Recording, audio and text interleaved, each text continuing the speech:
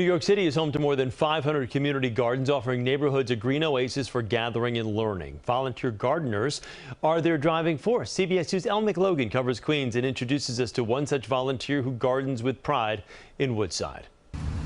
A mouse got stuck in the compost bin. Can we pull him out the front way, or? Stay still, Buster. Nobody wants to hurt you. Jule Hall knows what it means to be trapped behind bars. He spent 22 years in prison. He is really trying to get through a small hole.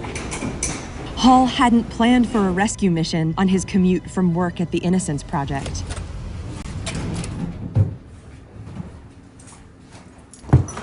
A favorite part of his Woodside apartment is the living room window. By the way, this tree is my best friend. It could tell you a lot about me. The prison I was in maybe had another cell block where this tree is, so it will block my view of anything else. But it's amazing how time turns around, and I'm now at this space where I have a beautiful view that I enjoy. Actually, I have a hoodie jacket. Oh, this looks terrible. Maybe I should close that. Hall is one of thousands of volunteer community gardeners helping to grow a greener New York City.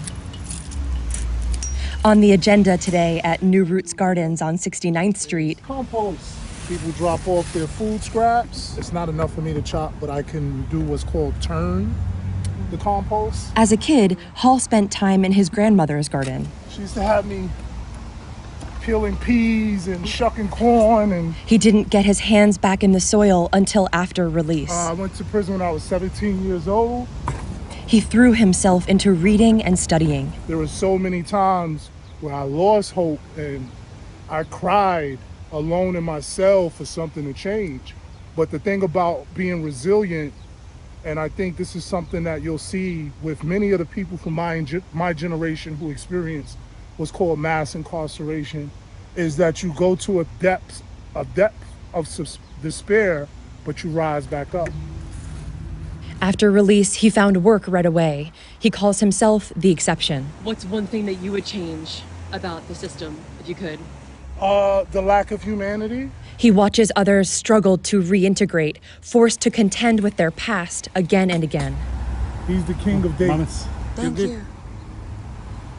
Hall is grateful for the community he finds at the garden, including a mouse. One more. Oh, he did it. He did it. Back to the first job. In Woodside, Elle McLogan, CBS 2 News. Elle is our reporter covering Queens. If you have a story to share, you can send an email to queenstip@cbs.com.